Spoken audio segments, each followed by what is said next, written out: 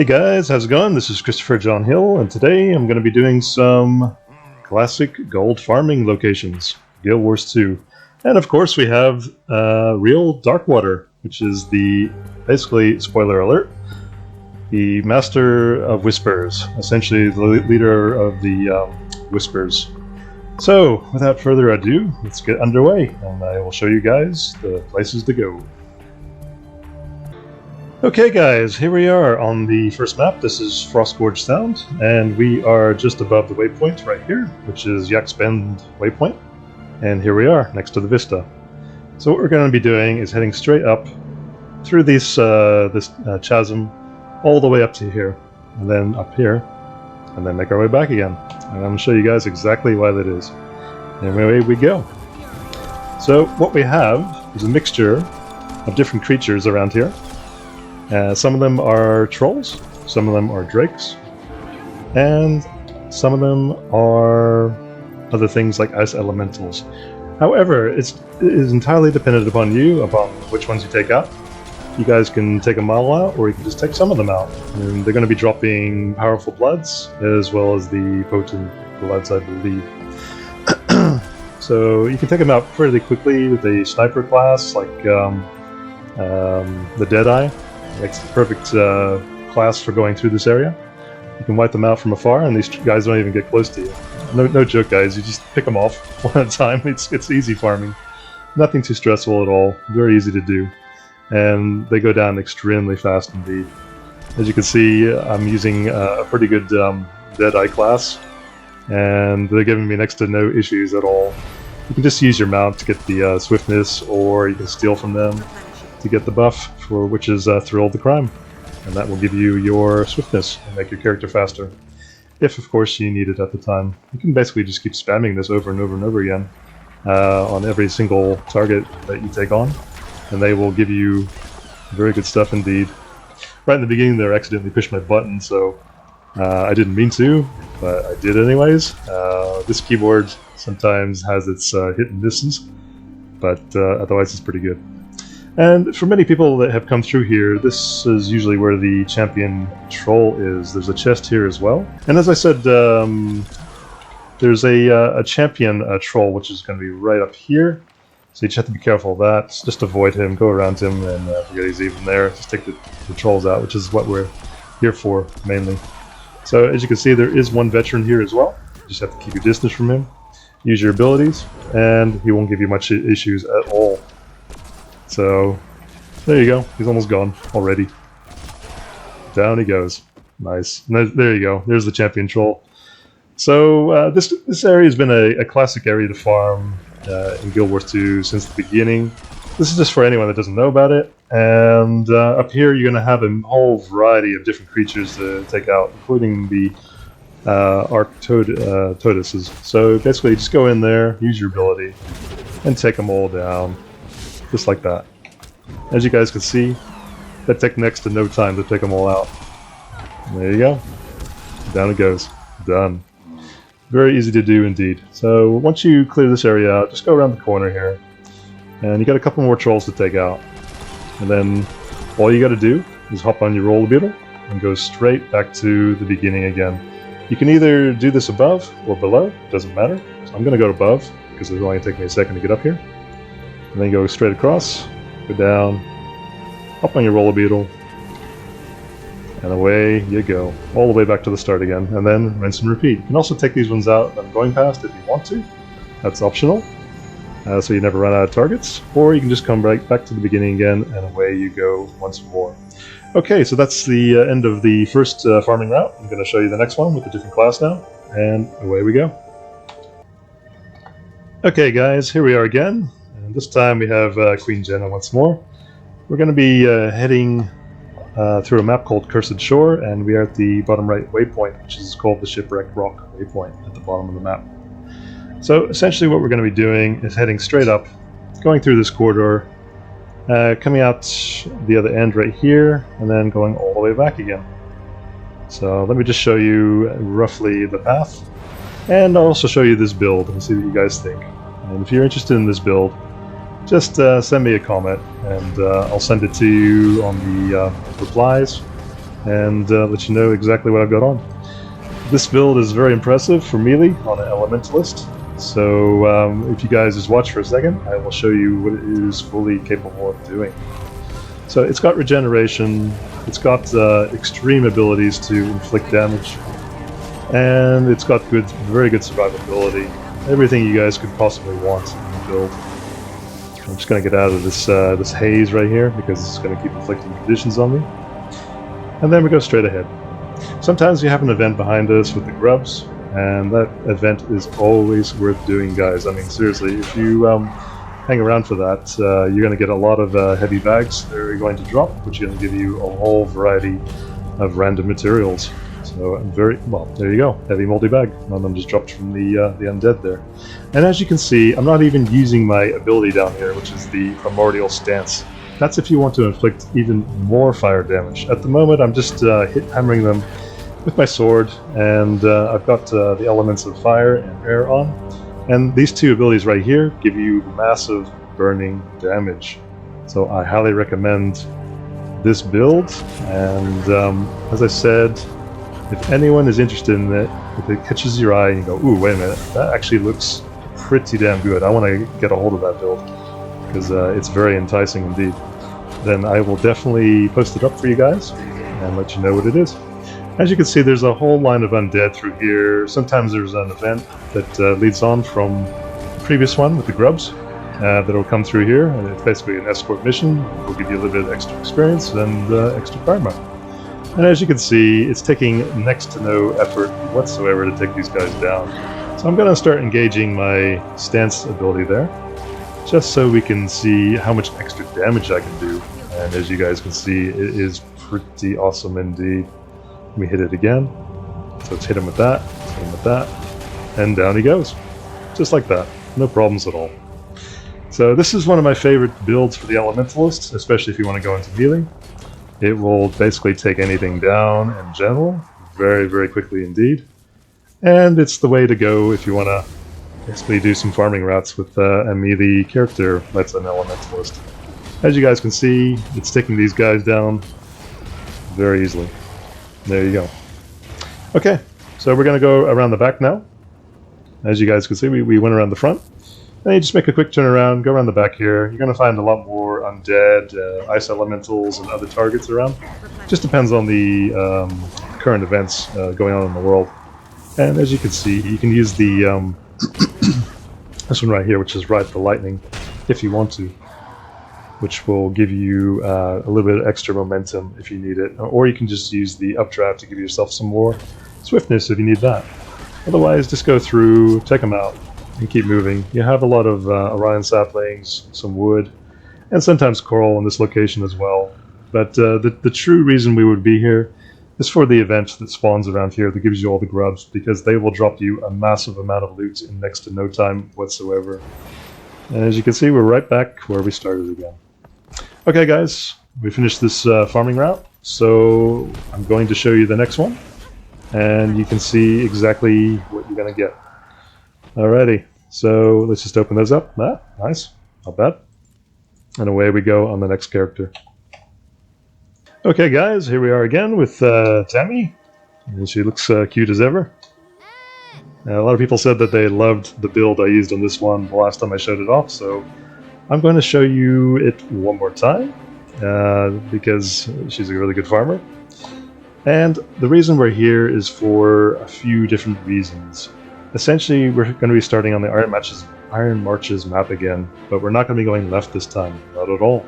Because I found something else you guys are going to love. It's basically the Gross Dog's waypoint, and we're going to start our way up right here, go through and follow the water, and then there's going to be a rich platinum vein, and then we're going to be heading this way, and I'm going to show you exactly why that is in just a moment. So let's get underway. And as you can see, there's going to be brackish scales on both sides of the river. You can take them out in next to no time whatsoever, so just blast through them and keep on moving. And as you can see, you can jump to each side of the river if you need to, or you can just shoot them right across the river itself. Not a problem at all. They go down in like less than a second, and they're spread out just far enough apart to allow you to shoot them with relative ease. As you guys can see, I'm going through them one after the other, and it's not hard or difficult at all. And up ahead we have rich platinum, and sometimes I believe there's even more platinum next to that. So if you guys want to grab that, you can. It's optional. It's part of this farming route, and the brackish scales that fall, they're going to drop you some blood vials, which come in definite handy. So once you take all of them out, just head straight up here, take these out, and keep on moving. So basically, guys, the reason we're going to be going through here is because it's a back door into the nest itself. I didn't realize this was here initially, so forgive me, but I am showing it to you now. And you guys can come in here anytime you want now. The only thing you have to worry about is this big thing that's coming towards us, but he goes down pretty quickly indeed. As you can see, I didn't activate my ability quick enough, so he knocked me down. Once you do, he goes down next to no time. And you just use your pistols, bang, dead, done. And then you keep on moving. And as you guys can see, there is an endless amount of branded devourers in here, which is going to give you the dust, the precious dust, which is going to give you the gold. So this is definitely worthwhile coming through. I've noticed a lot of players are outside now, basically farming all the branded devourers out there and other branded creatures. So if you want a little bit of peace and quiet, you can come in here and take them out, at least while the location is not too well known. But if it does get well known, then just switch to another map, and you can 9 times out of 10 just keep on farming, no problems. Just guest yourself on another map, and away you go. And you'll have access to your dust again. As you can see, these guys, they just disappear. They melt away constantly. You don't have to do much to take them out with a thief and dual pistols, because all the work is pretty much done for you. You just target them, and away you go. And if you guys want to go outside to the other part of the nest, you can. That's optional. Or you can just keep going around through the center here. The reason I'm showing it all to you is so you guys can get an idea exactly how many targets you can shoot at inside. And I'm also going to show you, once I take them all down, exactly how much dust I've accumulated. And as you guys can see, I haven't spent much time in here at all. I'm just going through them as fast as I can. And we shall see exactly how much we can get. There's the front door from the waypoint. It's currently closed, as you can see, but we still found a way in inside the back door. So not a problem. And on my enchantment and food, I have the peppermint omnibar, and on the other one, I believe it is something that gives me extra power utility. Yeah, 200 power when your health is above 90%. You don't really need that. That's kind of like overkill. It's just to help me take the targets down even quicker, but it's not like I need it because I've done this before without it. But yeah, it's just to make the video go quicker. All right, guys, I've taken them all down. And now we're going to have a quick look at how much we got. Not bad. 14 piles of luminescent dust, and that was not for much time at all. Plus everything else we got. The blood, the scales, and the claws. And of course the crystal shards. Alrighty, so on to the next one, and the final map that I'm planning to show you guys. Away we go. Okay guys, here we are on the final location, the final map. We have a Mesmer here, which is the Power Great Sword build. I think it was done by Valen on YouTube. Kudos to him for showing his build off, and I've adopted it, taken it on, and I'm going to show it in this video. So let's get our food on, let's get our Masterful Strength on, and away we go. Essentially you're going to be going all the way up this river right here, and then making your way all the way back down here, and then rinse and repeat. So let's get over the top here, and you guys can have a look and see what this build is capable of. I was very impressed with it when I saw it, and I was in shock at just how quickly it can take things down. And the more targets you have, the better for this build. The absolute better. You guys can have a watch and see what happens if I do this. And as you can see, everything just melts away with this build. I love it. I would highly recommend you look at this build under Velen, because I always give credit to people where credit is due, and this definitely qualifies as part of that. And as you guys can see, there is tons of targets around here, absolutely tons. You're not going to run out of targets around here at all. There's the scale brackish, there's the things in the water, and of course the undead. So they are all over the place here. And forgive me if I'm not entirely pulling this build off 100%, but I am talking to you guys at the exact same time while I'm trying to focus on it. And the key to this build, from what I've seen, is essentially dodging. Every time you dodge, your clones and yourself are going to unleash a special attack. And this blew my mind when I finally figured this out after Valen explained it on his video. So I was very happy indeed. Every time you dodge, your great swords are going to fire off a multitude of abilities depending on how many clones you have. So the more clones you have, the more damage you're going to do each and every time. So let's see if I can take these guys out right here. I'm going to fire that into them, you dodge, and then your blade gets fired off. And of course, this build is just generates endless clones, as you can see. Like Attack of the Clones, essentially, I guess you could say. I know that's from a movie, but yeah, the description is very accurate here. So as you guys can see ahead of me, there's tons of brackish, tons and tons and tons of them. You just basically get them all to come into where you are by aggroing them, and then just take them all out at the same time. Watch this. So we do that, and then we dodge. And there you go. Use your abilities as well. Take them out. Done. I also have a great a sword on as well, which I can use. Which I'll show you. And a pistol, so you can use that if you want to. It'll fire off a couple clones, and then you have this ability to swipe through them if you want to immediately. It's really up to you guys. You can use both of them. You can use one of them. Doesn't really matter. But endurance is the endurance and clones is the key to this build. The more you have, the more damage you do. Okay, so once you take those out, hit straight back on the other side, all the way back to here, and then hop off your mount, and keep on taking them out. And they'll keep on coming. You'll never run out of targets at all. And as long as you're fast and efficient, you can go through them extremely quickly. The undead can be annoying if they knock you down, but if they don't, then you can just take them out. So don't forget to use your shatter skills as well. As you can see, endless targets, guys, endless targets. So this is a good classic map to farm if you want to make some good crafting materials and gold along the way. Alrighty, I'm just going to go straight up ahead, show you what's up there, and then we're going to wrap this up with the total makeover of Real Darkwater.